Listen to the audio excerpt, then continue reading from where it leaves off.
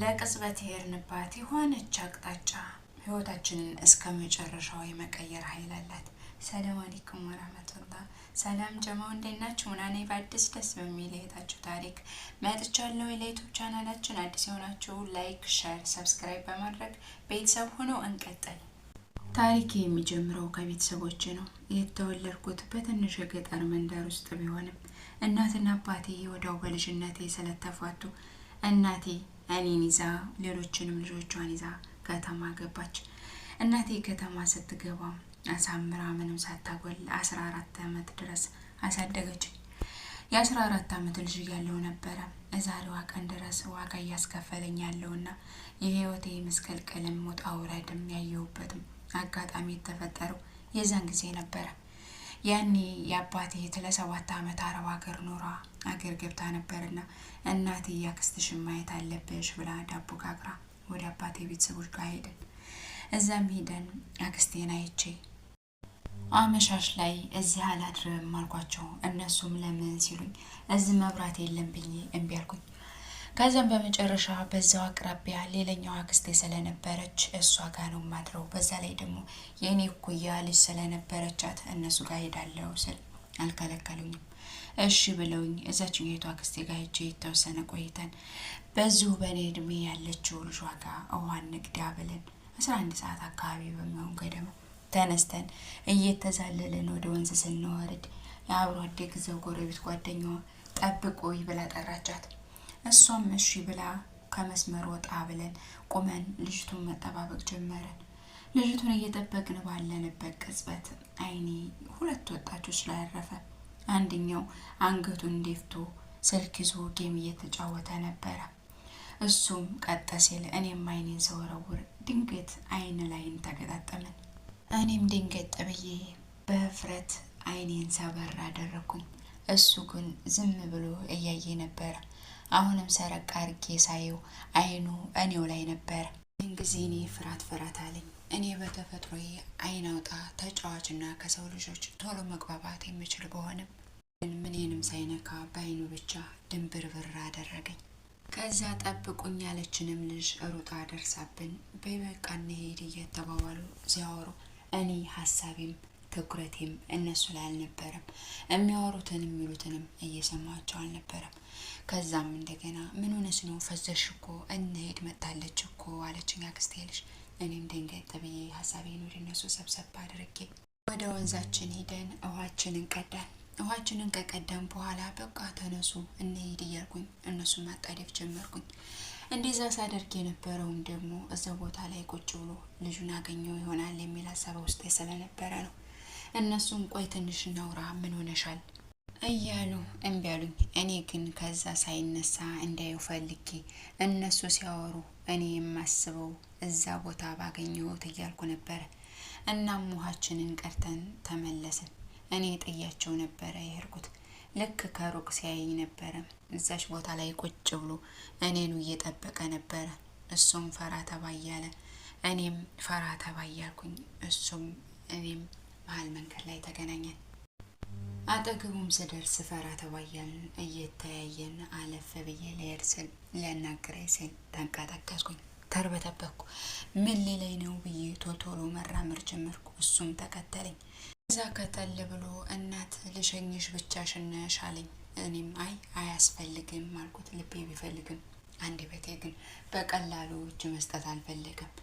ከዛ እሱም ሰዓቱ እኮ እየመሸ ነው ብዬ ነው ብሎ ምንም ነገር ሳያወራ ከኋላ እየተከተለ የምገባበትን ግቢ ተመልክቶ ተመለሰ። እኔም ቤት ከገባው በኋላ ሀሳቤ ሁሉ ያልሽ ሆነ። መልኩ፣ ቁመናው፣ እናት ያለኝን ያችን ቃል እያሰላሰልኩኝ ሳነሳና ስጥል ምንም ነገር ሳልተኛ ነበር ያደርኩት።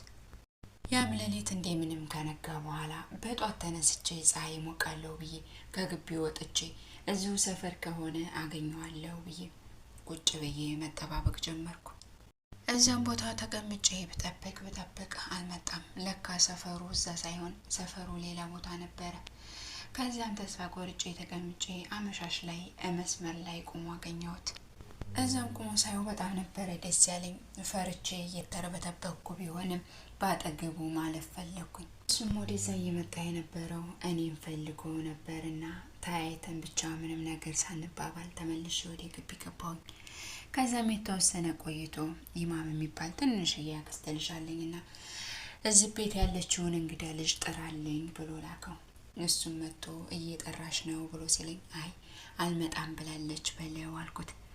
ይሄንንም ልጅ እኔም ስልከው እሱም ስልከው በመጨረሻ ለመሄድ ፈርቼ ተንቀጠቀቅኩኝ። አልሄድም ብዬ ወሰንኩኝ። መጨረሻም እዛው አካባቢ የሆነ ቡና ቤት ስለነበረ እሱም እዛ ሄደ። ተወሰነ ከቆየንም በኋላ እናቴ መልሼ ወደዚህ ገጠር አልመጣምና ዘመድን ጠይቅ ብላን ተያይዘን ዘመድ ልንጠይቅ ሄድን። እኔና እናቴን በሩቅ ሳይን አሮጦ ተከተለንና ኋላ ኋላችን እያለ መንገዱን ቀጠለ። እናም እናቴ ወደዛ እንግዳ ዘመድ የምንጠይቅበት ቤት እየሄድን አንቺ በጧት ተነስተሽ ለታናሽ የተሸጅላት እኔንም አንቺንም ስታጣ ታለቅሳለች። እኔ ለእሱም አለብኝ መልሼ አልመጣምና ጣጣዬን ጨርሼ እመጣለሁ አለችኝ። እኔም እሺ ያልኳት። ከዛም የምንሄድበት ቤት ሄደን ዘመድ ጠይቀን ስንመለስም ተከታትሎ አብሮን ተመለሰ። እናቴ ወደ አባቴ እህት ቤት ስትገባ እኔ ደግሞ የአክስቴ ልጅ ከሩቅ ሳያት ወደ መስመር እሷ ወዳለችበት ሄድኩኝ። እሱም ያችን አጋጣሚ ተጠቅሞ ሩጦ መጥቶ አስቆመኝና አናገረኝ። አሁን ማውራት አልችልም፣ ግን ማውራት እፈልጋለሁኝ አለኝ። የዛ ጊዜ እኔም ልጅ ነኝ፣ እሱም ደግሞ ገና ስራዎቹ መጨረሻ አካባቢ ያለ ልጅ ነበር። እኔም ልጅ እሱም ልጅ ሆነን የምናወራው የምንለው ግራ ሲገባን እሱ በኋላ ላይ ነገ እኔም ወደ ከተማ የሚሄድበት ጉዳይ አለኝና እናት ስትል የሰማዎች ያለችውን ሰምቻለሁኝ። አብረን በአንድ ባስ እንሄዳለን፣ አደራ ጠብቂ፣ በጧት እመጣለሁ አለኝ። እኔም እሺ ያልኩት። ያም ምሽት ተነክቶ በጧት ተነስቶ አስፋልት ዳር እየጠበቀኝ እኔም ተነስቼ አንድ ላይ ተሳፈርን። ከዛም መንገዳችንን ቀጠልን። ስለሱም ስለኔም አንዳንድ ማውራት ስንጀምር እሱ ለቤተሰቦቹ አንድ ፍሬ ወንድ ልጅ ሴት መሀሌት ተገኘ። የስለት ልጃቸው ነው። እሱም ልጅ ስለነበረ በዛ ሰዓት ወደ ከተማ እንደሄድ የፈቀዱለት ልብስ ካልገዛሁኝ ውጭ ያገኛለሁ ሲላቸው የልቤ ሆን ብለው የላኩት ጓደኛው ጋር ነበረ። እኔ እና እሱ አንድ ወንበር ላይ ተቀምጠን ሌላውን እያወራን ስለ ፍቅርም ሆነ ስለ ሌላ ነገር ሳናወራ ከተማ ደረስን። ከደረስን በኋላ ቤትሽ ድረስ እንሸኘሽ ብለው በእግራችን ቤቴ ድረስ አደረሱኝ። እዛም የተወሰነ እኔና እህቴ ጋር ቆይተው ተመልሰው ሄዱ። እኔና እህቴም ጎረቤትም ተከራይም ጎረቤት ብዙ ስላለ አንፈራም፣ ሰፈር መሀል ስለሆነ እህቴን ይዤ ልንተኛ በጊዜ ቤታችን እንዳይገባን በራችን ድንገት ተቆረቆረ። ማን ነው ብዬ ስከፍት እነሱ ነበሩ። ክው ብዬ ነበር የደነገጥኩት። ምን ሆናችሁ ነው? ምንድን ተፈጥሮ ነው ስላቸው መኪና ተነው አሉ። እኔም እና ታዲያ ምን ይሻላል እዚህ እንዲያትገቡ ሰው የለም ስላቸው አይ የግድ ቤት መግባት የለብንም በረንዳም ላይ ቢሆን እንተኛለን አሉኝ። በረንዳ ምንም ቢሆን ብርድ፣ በዛ ላይ ደግሞ አውሬም ሊኖር ስለሚችል ውጭ ደሩ ማለት ሲከብዳይ ችግር የለውም በቃ ግቡና አድራችሁ ጧት ትሄዳላችሁ አልኳቸው። ከዛ እነሱም ገብተው ያለንን አቀርበን በልተን ሁላችንም ተኛል። በሚቀጥለውን ቀን በጧት ተነስተው መኪና እንዳያመልጣቸው ወደ ቤታቸው ሊመለሱ ከቤት ወጡ። ከቤት ሲወጡ ስልኩን በወረቀት ጽፎ ባገኘሽው ስልክ ሚስኮል አድርጊልኝ እደውልልሻለሁ ብሎ ስልኩን ሰጥቶ ይሄዳል። ከተወሰነ ጊዜም በኋላ በጓደኛም ከጎረቤትም ባገኘው ስልክ እየተደዋወልን ፍቅራችን ጦፋለ። እኔም እሱም በፍቅር ክንፋል። ለነገሩ ከአቅማችን በላይ ሲሆንብን ሁሌ በልመና ስልክ መገናኘት ሲሰለችን ቤተሰቦቹ ምንም ቢላቸው ስለሚያደርጉለት እሱ የያዘውን ስልክ ለእኔ ሰጥቶ ሌላ ስልክ እንዲገዙለት ኦኦ ሲልባቸው እነሱም እሺ ብለው ሌላ ስልክ ገዙለት። ያንን ስልክ ለእኔ ቢሰጠኝም በፈለገበት ሰዓት ገደውን ደውለው ማግኘት አስቸጋሪ ነበር። እኔ ያችን ስልክ ቤተሰቦች ፊት መያዝም ሆነ መጠቀም አልችልም። የማን ነው ከየት አመጣሽው የሚል ጥያቄ ከዛም ያለፈ ነገር ስለሚከተለኝ ቤተሰቦች በሌሉበት እና እነሱ ሲኖሩ ስልኩን ቆልፌ ነው ማስቀምጣት። ከተወሰነም ጊዜ በኋላ እንደፈራሁት ያንን ስልክ አክስቴየችብኝ። ማን ሰጠሽ? ከየት አመጣሽው ነው? የማን ነው ብላ ተቆጡኝ። ከመቆጣትም አልፈው ደግሞ ተመታሁኝ፣ ተደበደብኩ። ነገሩ ከአቅም በላይ ሲሆንብኝ ደውዬ አይ በቃ ስልክህን ውሰድልኝ ቤተሰብ ጋር ብዙ ችግር ፈጠረብኝ ብዬ የተፈጠረውን ነገር ነገርኩት። ከዛ እሱም አይ በቃ ይሄ ከአቅም በላይ ነው የሆነ ነገር አደርጋለሁ አለኝ። እኔም እሺ የምታደርገውን አደርግ ብዬ ተቀመጥኩኝ። እሱም ቤተሰቦቹ ጋር ቀጥታ ሄዶ ማግባት እፈልጋለሁ እጩልኝ እችልሽ ሲላቸው ቤተሰቦቹም አንተ ለማግባት ያብቃ እንጂ ነገውኑ ነው የምንጠይቅልህ የማናት እንዴት ናት ሲሉት ስለ ማንነቴ ሲነግራቸው እሷን ከሆነማ በፍጹም አይሆንም፣ እሷ እናትና አባቷ ተለያይተዋል፣ የከተማ ሞልቃቃ ናት፣ እኛ እንድታገባ የምንፈልገው በአባት ያደገች ተቀጣች ነው አሉት። እሱም እኔ የምፈልገውም የወደድኳትም እሷን ነው ቢልም ሊሰሙት አልችሉም። ከዛ ያለሁበት መጥቶ ስልኩን ሰጠሁት። ትንሽ ጊዜ ተገሽኝ በቃ እኔ እንደምንም ብዬ አስተካክላለሁ ገና ልጅ እኮ ነን ብለውም እኔ የምናደርገውን አደርጋለሁኝ ብቻ አንቺ አብረሽን ሁኚ አለኝ። ከዛም ከተወሰነ ቀን በኋላ ያልጠበቅኩትን ነገር ሰማን። አባቱ ለዚህማ ከደረስክ እኔ ያልኳትንና ያመረጥኳትን ነው የምታገባው ብሎ በራሱ ፍላጎት በራሱ ምርጫ እዛው ሀገራቸው ላይ የጥሩ ቤተሰብ ልጅ የሆነች አባቷ ታዋቂና ጎበዝ ነው፣ ጀግና ነው፣ የስራ ሰው ነው የሚባልለት እናትና አባቷ ያልተለያዩባት በእናት በአባት ያደገች ልጅ እንዲያጩለት ሰማሁ። በሰማ ጊዜ እጁን አጣጥፎ ቁጭ አላለም ነበረ። አንድ ሀሳብ አሰበ። እኔን ጠልፎ ወስዶ አገባታለሁ፣ እምቢ ካላችሁ ደግሞ እድሜዋ ያልደረሰች ልጅ ጠለፈ ተብሎ እስር ቤት እገባለሁ የሚል ሀሳብ አሰበ። ይህንንም ሀሳብ አስቦ ዝም ብሎ አልተቀመጠም። ይሄን እንደዚህ ላደርግ ነው፣ ምን ታስቢያለሽ? ወሰኝ ብሎ ጠየቀኝ። እኔም በዛ ሰዓት በጣም ነበረ የደነገጥኩት፣ በጣም ፈራሁኝ። የማደርገው ነገር ግራ ግብት ሲለኝ ጓደኛ ነበረችኝና ሄጄ ስራ ወራ ነው ነገርና ሊጠልፈኝ እንደሚፈልግ ነገርኳት። እሷም እናትሽ እንደዚህ መከራ ያየች ያሳደገችሽ ትምህርትሽስ ምን ከምን ሆነሽ ይሄን ነገር በፍጹም አታደርጊው፣ ሲቀጥል ደግሞ እሷ ናት ያስጠለፈቻት እያልሽ ታስበይኛለሽ፣ ስሜን ታስነሻዋለሽ አለችኝ። እኔም ምንም ነገር ሳልላት ካጠገቧ ተነስቼ ሄድኩኝ። ይችም ልጅ በሚቀጥለው ቀን እናቴ ጋር ሄዳ የተፈጠረውን ነገር አንድ ባንድ ጨርሳ ነገረቻት። እናቴ ይህን ጊዜ እብድ ሆነች። ገና ከውጭ ስመጣ እቤት አስገብታ በር ዘግታ ቁምጥምጥ አድርጋ ደበደበችኝ። እኔም ስጮህ ጎረቤት ነበሩ በር ደብድበው ባክሽ ብለው የገላገሉኝ። ከዛም ከቤት መውጣት ቀረ። እሱንም ማግኘት አልቻልኩም።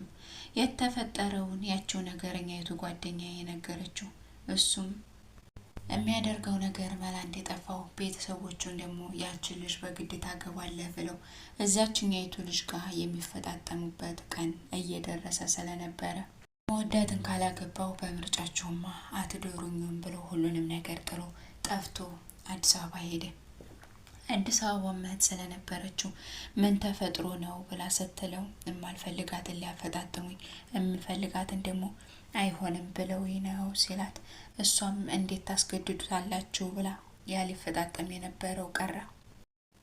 እሱም አዲስ አበባ ከሄደ በኋላ ወደ ክፍለ ሀገርም ሳይመለስ እህቱ ባልጋ ድለላ ስራ ጀመረ። እኔም እሱ ጋር ያለኝ ነገር ናፍቆትና ፍቅር ቢጎዳኝም አልፎ አልፎ በጎንደረኛ ስልክ እየደወልኩለት ምስኮል እያደረግኩ እየተደዋወልን ዝም ብለን ማውራታችንን ቀጠልን። እኔም የዚህን ጊዜ ተስፋ ቆርጬና ነገሮች ከአቅም በላይ ሲሆኑብኝ አረብ ሀገር እሄዳለሁ ብዬ እምቢኝ አልኩኝ። እነሱም አልደረሽም፣ አታልፊም፣ አትሄጂም ሲሉኝ እኔም እምቢ ብዬ ምግብ መብላትም ሆነ ሌላ ነገር ማድረግ እምቢ ስላቸው እናቴ ጉዳዩን ለአባቴ ነገረችው። አባቴ ምን ያለሁበት ሀገር ትምጣ ብሎ አባቴና ታላላቅ ወንድሞች ያሉበት ሀገር ሊወስዱ የተስማሙ። እኔም እሺ በቃ ብዬ ልሄድ ወስኜ ተነሳሁኝ። ከዛም ተነስቼ አባቴ አዲስ አበባ ሊቀበለኝ ትኬት ተቆርጦልኝ ወደ አዲስ አበባ ጉዞዬን ቀጠልኩኝ። ሄደንም አዲስ አበባ ገና ገባን ደረስን ሲባል ገና ደረስ ከተባል ጀምሬ ራሴን በመስኮት ብቅ አድርጌ ወጪ ወራጁን እየተመለከኩኝ በአይኔ እሱን መፈለግን ተያያዝኩት። እዛም አውቶቢስ ተራ ስንደርስ አባቴን አገኘሁት። ቅር ነበር ያለኝ። አባቴም ናፍቆኛል ብዬ የነበረው ኩልሽ አዲስ አበባ አርፌ እሱን የማገኘው መስሎ ነበረ። ግን ያ ነገር አልተሳካም ነበረ። አባቴም ጋር ማረፊያችን ሄደን የተወሰነ ከቆየን በኋላ ወደ አባቴ ሀገር እንደገና ደግሞ ጉዟችንን ቀጠልን። አባቴም ሀገር ስንሄድ አግብቶና ሚስት ስለነበረችው ስገባ በደስታ ተቀበለችኝ። ከዛም አልፎ ሰፈሩን ይዛኝ እየዞረች ልጅ መጣችልኝ አለቻቸው። ሴትዮዋ ጥሩ ስለሆነችና በመልካም ጸባይና ስነ ስርዓት ስለተቀበለችኝ ደስ አለኝ። እዛም ሁኜ ያን በአእምሮ የሸምድጄ ያዝኩት የፍቅረኛ የስልክ ላይ አባቴ ስልኩን ጣል ባደረገው አጋጣሚ ሁሉ እየተጠቀምኩኝ እያነሳው ደውልለታለሁኝ። እሱም አንዳንዴ ስናፍቀው አባቴ ስልክ ላይ ደውሎ አገናኘኝ ይለዋል። አባቴ ይሄ ነገር ግራ ሲገባው ማን ነው ብሎ ጠየቀኝ። እኔም የገሌ አባባሉ ልጅ ነው፣ የአረብ ሀገር ደላላ ነው፣ በእሱ ሊልከኝ ስለሚፈልግ ነው እያልኩኝ እነግረዋለሁ። አባቴም ምንም የጠረጠረው ነገር አልነበረም። ከዚያም በዛ መሀልም ደግሞ ነገሮች ካሁን በላይ ናፍቆትም ሁሉም ሲጨመር አረብ ሀገር እሄዳለሁ ብዬ እምቢኝ ብዬ ተነሳው።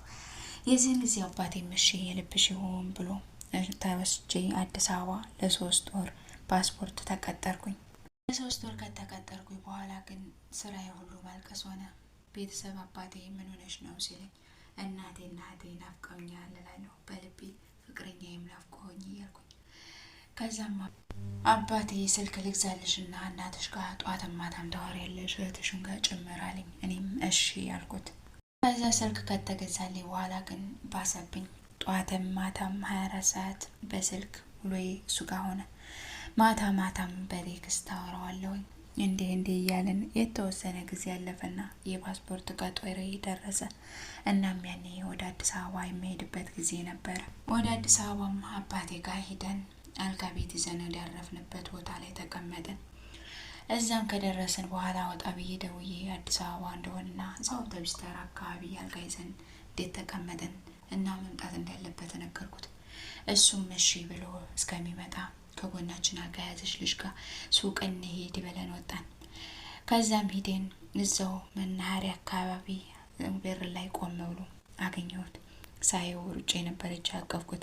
ስቅስቅ ብዬ አለቀስኩ፣ እሱም አለቀሰ። ከዛም እዛ የተወሰነ ከቆየን በኋላ ተያይዘን ወደ ማረፊያችን ሄደን እዛም ከሄድን በኋላ አባቴን ገብቶ ሰላም እንዲለው አልኩት። እሱም እሺ ብሎ አብሮ ገብቶ አባቴን ሰላም አለው።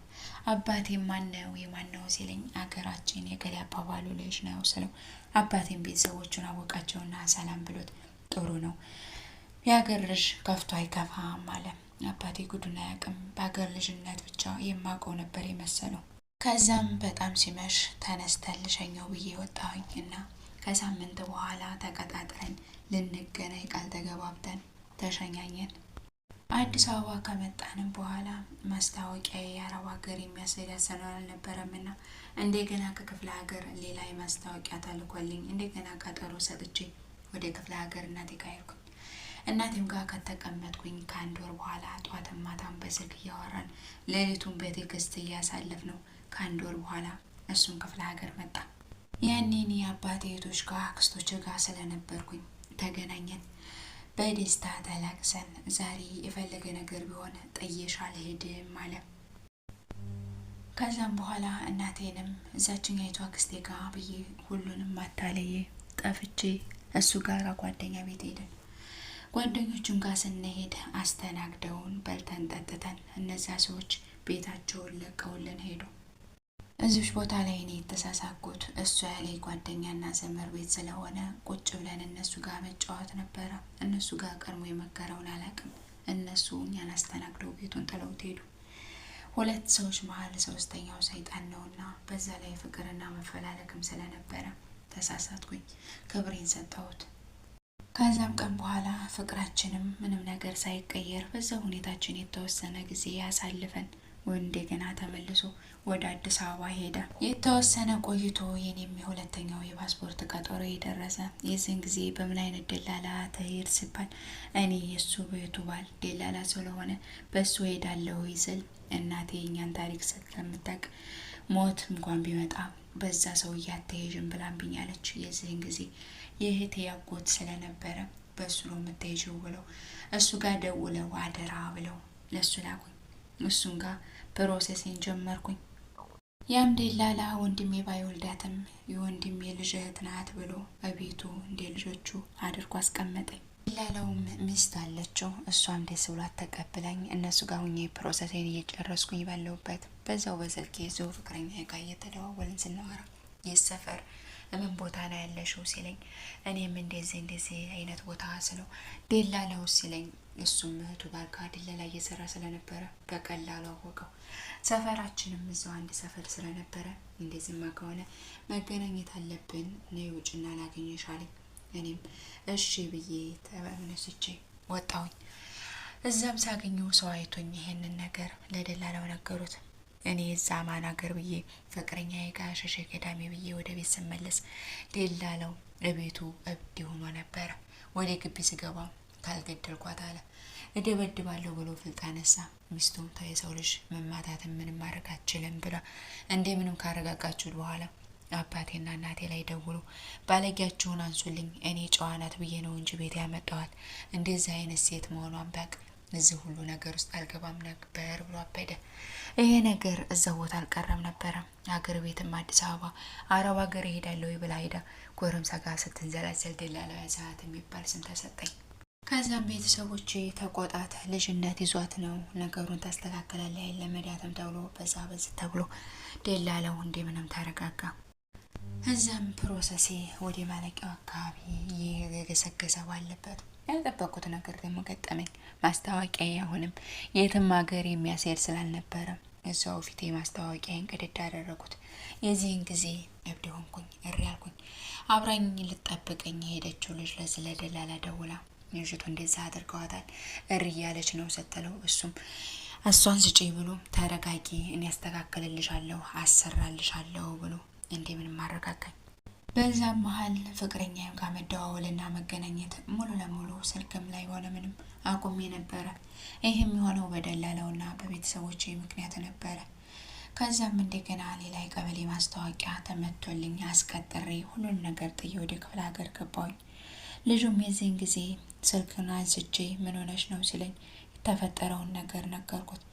እሱም እንደዛ ከሆነ እሺ አለ። እኔም የእሱን ቤተሰቦች አልሸነፍም ባይነት እዚህ መሀልኛ ሲጎዳንና መከራችን ሲበዛ እሱም የዚህን ጊዜ ተነስቼ በባህር ሄዳለሁ አለኝ። አይ እንደዛ ብለህ የምታስብ ከሆነ ራሴን አጥፍቼ ልትገላገላለህ ስለው እሺ ምን ሊሆን ሲለኝ አይ በቃ ትንሽ ታገሰኝ መጀመሪያ እኔ እንደምንም ልውጣ አልኩት። እዚህ መሀል ስሜ በጣም ስለዘራና ስለጠፋ አባቴ አንቺ የሚሉ ልጅ የለኝም አለኝ። አባቴም እንዳልፈርድበት እኔ ልጁን እንደ ማንኛውም አባት ብዙ ቦታ ላይ ብዙ ከፍታ ላይ ይጠብቀኝ የሆነ ደርሼ ላይ የምፈልገው ነገር ስለነበረና ነገሩ ሳይሆን ቀርቶ እንዳላስበው ሲሆን ተናዶ አንቺ የሚሉ ልጅ የለኝም ማለት። በዚህም የተነሳ በዛ ሰዓት እሱ ጋር ያለኝን ግንኙነት ከስልክ ውጭ በአካል የሚባለውን ነገር እርግፍ አድርጌ ተውኩት። ነገሮቹ ተሳክተውልኝ አረብ ሀገር ሄጄ ህይወታችን ይቀየርና አንድ እንሆናለን ብዬ ባስብም እሱ ግን የሚያስበው ሌላ ነገር ነበረ። በዚያ ሰዓት እኔ በስልክ ብቻ ነገሮችን እና ለአረብ ሀገር ፕሮሰሴ እንደዛ ጠበቅ ገፍ ማለቴ ከሄድኩኝ በኋላ ልትክደኝና የራሷን ህይወት ልትኖር አይነት ነገር መስሎ ነበር የታየው። በዚያንም ሰዓት አንድ አዲስ አበባ አንድ ክፍለ ሀገር እያለ እየሰራ ስለነበረ የሆነ ሰዓት ላይ ከአዲስ አበባ ወደ ክፍለ ሀገር እየመጣው ነው። አሁን በአካል ከተገናኘን የመጨረሻችን ነው እንደ ከዳሽ ነው የምቆጥረው አለኝ። እኔም እባክህ ብዬ ላስረዳው ብሞክር እሱ ሊረዳኝ ፈቃደኛ አልነበረም። እዚህ መሀል ነበረ ለቅዳሜ ተቀጣጥረን ማስገኘ ቀን ስልክ የተበላሸብኝ። መጥቶ ሲደውል በምንም ሊያገኘኝ አልቻለም። የዛንም ጊዜ ስልኬን አውቄ የዘጋሁት ስለመሰለው እልክና ነገሮችን አለመረዳት ነበረበት። በዛ መሀል ነበረ አንድ ሴት ወደ እሱ ህይወት የመጣችው። ልጅቱ ወደ ህይወቱ የመጣችው የሆነ ጊዜ እሱ ከከተማ ወደ ቤተሰቦቹ ጋር እየሄደ ባለበት ልጅቱ ከከተማ ወጣ እየሮጠች መንገድ እየገሰገሰች ነበር ያያት። እሱም ልጅቷ ጥሩ ነገር ላይ ሳለች ስላልመሰለው ተጠግቶ ምን ሆነሽ ነው ሲላት አባቷ እና እናቷ እንዴት ተፋቱ እንጀራ አባቷ እያሰቃያት እንደሆነና አሁን አመልጣ ወደ አክስቷ ጋር እየሄደች እንደሆነ ነገረችው። እችም ልጅ የተወሰነ እሱ ጋር ተረጋግታ መሄድ ጀመረች። የተወሰነ ከተጓዙም በኋላ እሱ ወደ ኋላ ቀርቶ የእሱ ሀገር ወደፊት ስለነበረ እባክህ እፈራለሁ አደርሰኝ ስትለው እሺ ብለው ያችን ልጅ ይዟት ሲሄዱ ተግባብተውም ስልክም ተዋውቀው ነበር የተለያዩት። እዛችም ልጅዩ ጋር በዛች ትውውቅ በዛች ቅጽበት ረጅም ጊዜ ሳያወሩና በምን ቅጽበት ተፈቅረው እንደሆነ አላውቅም፣ ሳይወዳት ሳያፈቅራት እኔ ካልኩትና ወደኋላ ያልኩት ስለመሰለው ብቻ እውር ተዋውቀው ብዙም ጊዜ ሳይቆዩ በዛው ፍጥነት ነበረ ልጅቱን ጠልፎ ለቤቱ ያስገባት። እችንም ልጅ ጠልፎ ካስገባ በኋላ ፈልጌም ደውዬም አላገኘውም፣ በአካልም ቀጥሮኝ አልመጣም ነበርና 2 ቀን ጠብቄው 3ኛው ቀን ላይ ደወልኩለት። የዛ ዕለት ግን ከአንደበቱ የሰማሁት ቃል በህይወቴ ሰምቼ የማላውቀው ነበረ። ስልኩን አንስቶ ምን ፈለግሽ ነበር ያለኝ። እኔም ከው ብዬ ደንግጬ ምን ማለት ነው ስለው ምንም ነገር ሳይለኝ ስልኩን ዘጋብኝ። ከዛም መልሼ እንዳልደውልለትም ስልኩን አስሮት ነበረ። ከዛም ከወሬ ይሄንን ነገር ከሰው ሰማሁኝ። የዚህን ጊዜ አንጀቴ ብጥስ ብሎ እሱንም ይሄን አደርገ ብዬ ምንም ነገር ሳልናገረው አንድ ቀን በመንገድ ላይ ተገናኘን። እሱ ጓደኛው ጋር ነበርና መቶ ምንም እንዳልተፈጠረ ሰላም አለኝ። አናደስ ስለነበር በዚህ ወጥቶ በዚህ ገብቶ ማለት ጀመረ። ያ ጓደኛውም ከሱ ጋር ስለየ ሮጦ መጥቶ ሲያናገረኝ ጠራውና እንዳትነግራት መንገድ ላይ ምናልባት አልሰማች እንደሆነ አለው። ጓደኛውም እሺ በቃ ብሎ ቻው ብሎኝ ተለያየን። ከዛም ዝም ብዬ ቁጭ ብዬ መጠባበቁንና ያለውን ነገር አለማወቄ በጣም ሲከነከነኝና ሲያናድደኝ ሄጄ ምን እንዳደረኩት ምን እንደበደልኩት እጠይቀዋለሁ ብዬ ወስን ባደረኩበት ደላላው ደውሎ መጠራቴንና ፎቶዬ እንደመጣ ነገረኝ። ስደውልለትም ስልኩን አስሮት ስለነበረ ሁሉንም ነገር ጥዬ አዲስ አበባ ሄድኩኝ። አዲስ አበባም ሄጄ እኔ ያለውን ነገርም የሰማሁትም የማውቀው ምንም አልነበረም። ስለሱ የሚያወራኝ የሚነግረኝም ሰው አልነበረኝም። የሆነ ቀን ላይ እህቱ ቤት ምሰራ የነበረች እና በፊት የማውቃት ልጅ ነበረች።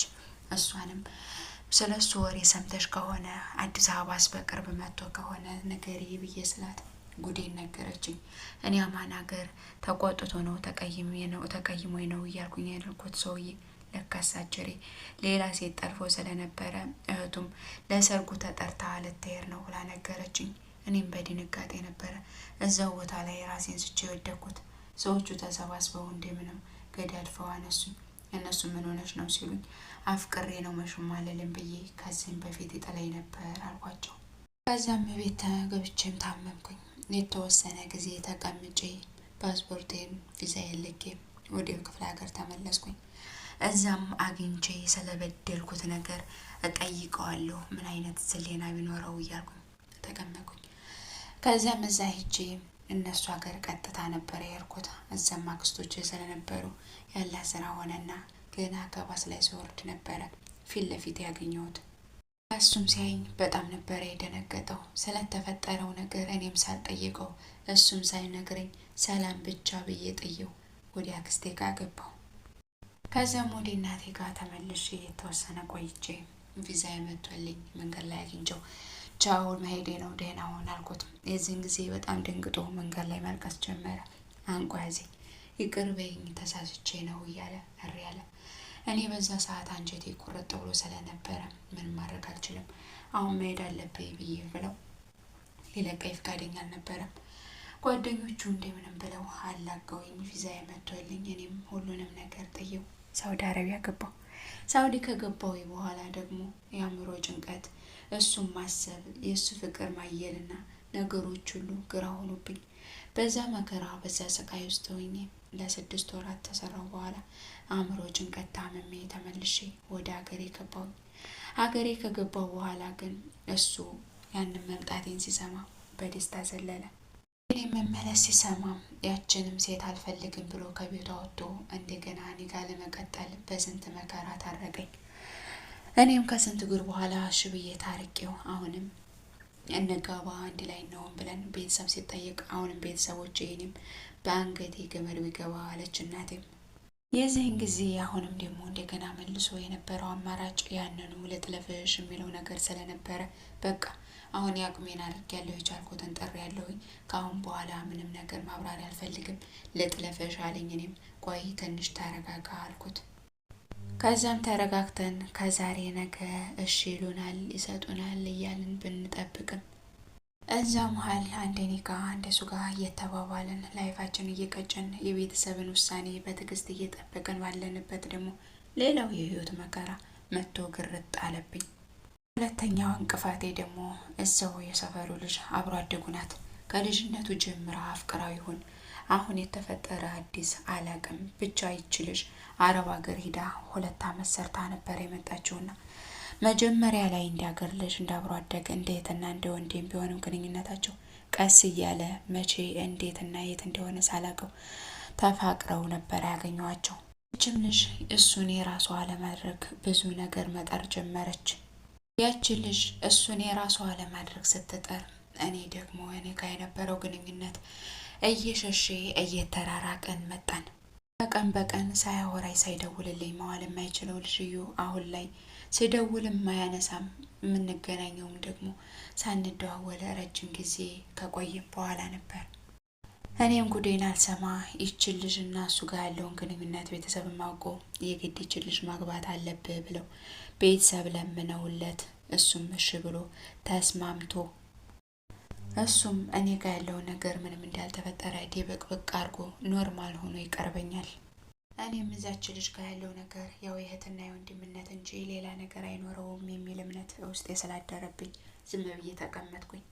እንዲህ እያለ ይች ልጅ ካጫት በኋላ ኮንትራቷ ነበርና የመጣችው ቀጠሮዋ ደርሶባት ወደ አረብ ሀገር ተመልሳ ሄደች።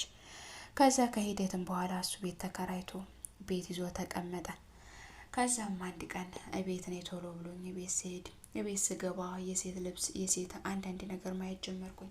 ምንድን ነው ብዬ ስጠይቀው ልጅቱን አልፈልጋትም ቤተሰብ እምቢ ብለው አጭተውብኝ ነው። እናም ልጅቷም ከመሄዷ በፊት በእኔም በሷ ስም ቦታ ገዝታለች እና ስትመጣ ቦታዋን አስረክቢያት ጠቅልላ አድርጌ አንቺ ጋር ነው የምኖረው ብሎ እንደምንም ብሎ አሳመነኝ።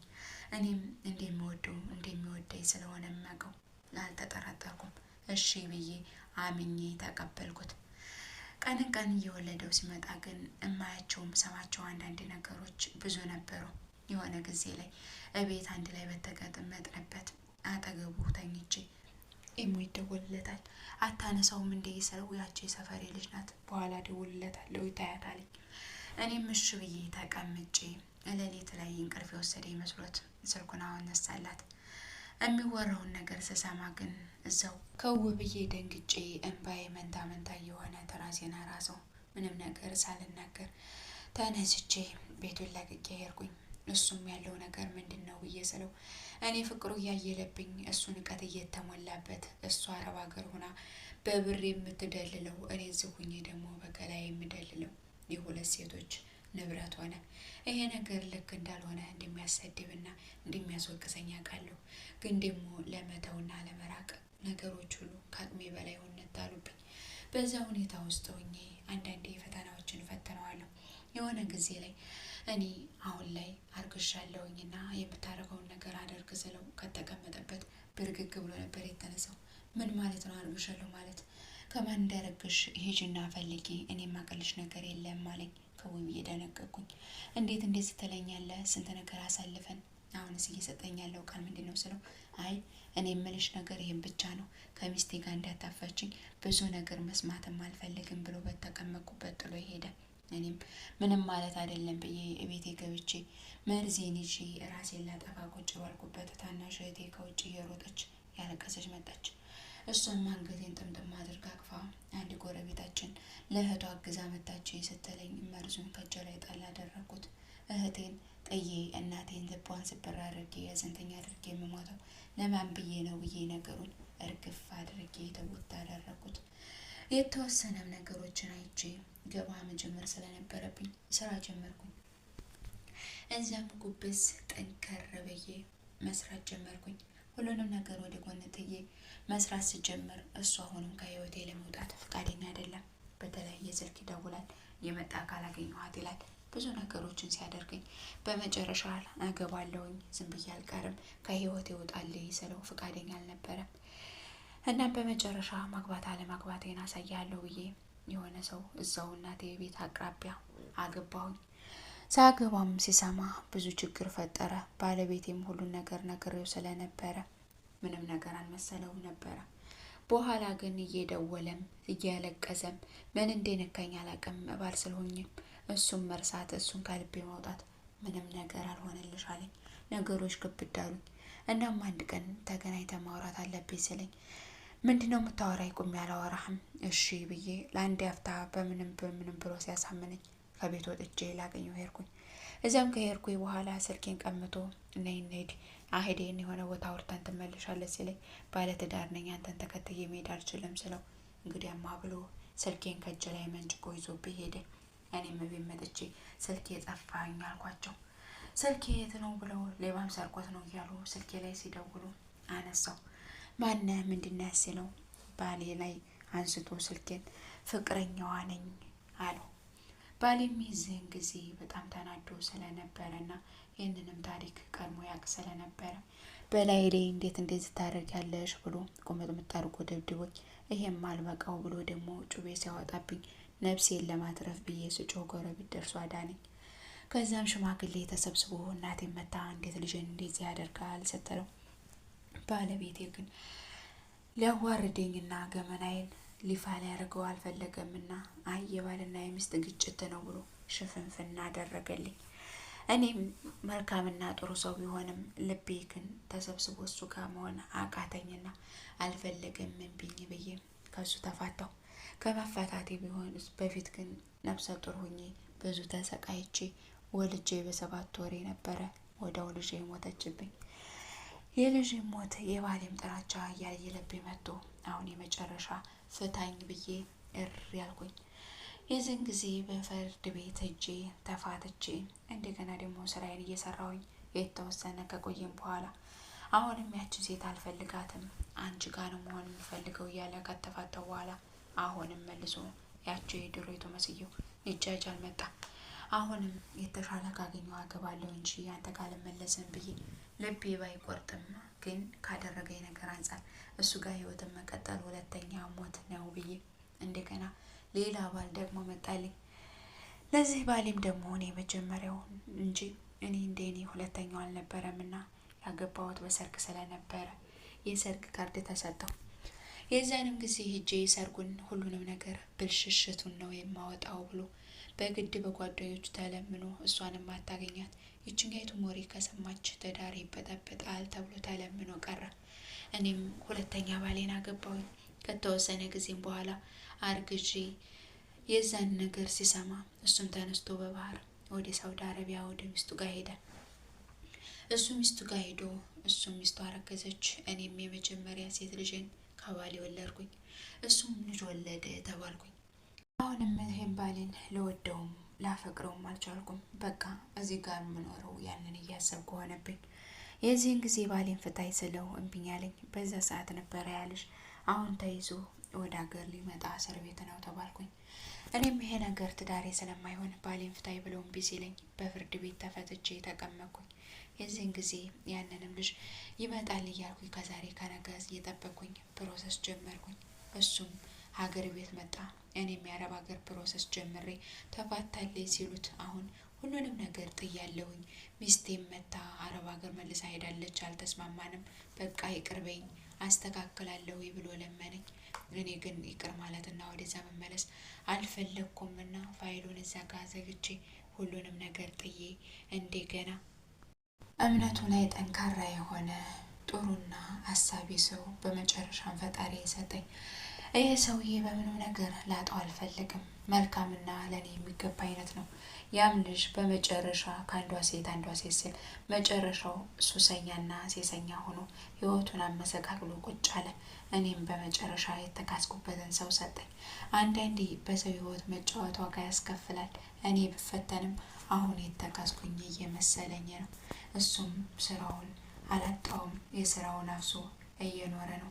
ከዚችም ከዛችም መዝለሉ ከሁሉም የወጣ ጎመን አድርጎታል።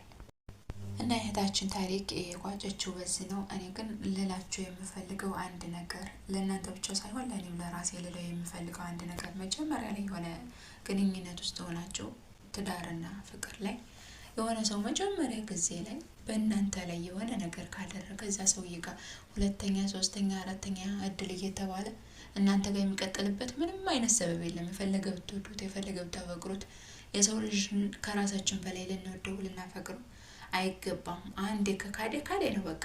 አይ በቃ ይሻሻላል ብላችሁ መቀጠል ማለት ያ ነገር እየተደጋገመ ችግር የለውም አብሬ እኖራለሁ ብሎ እንደ መስማማት ነውና ከምንም ነገር በላይ ክብራችሁን አስቀድሙ። በፈጣሪውና በነፍሱ ድንበር ያለፈ በእናንተም ላይ ድንበር ያልፋልና ጠንቀቁ ነው። ለእህታችንም ደግሞ የምትካሽበት የምታርፍበት መልካም ትዳር አላህ እንዲያደርግልሽ ምኞቴ ነው። ሁላችሁም ሀሳብ አስተያየታችሁን ኮሜንት ላይ ያስቀምጡላት።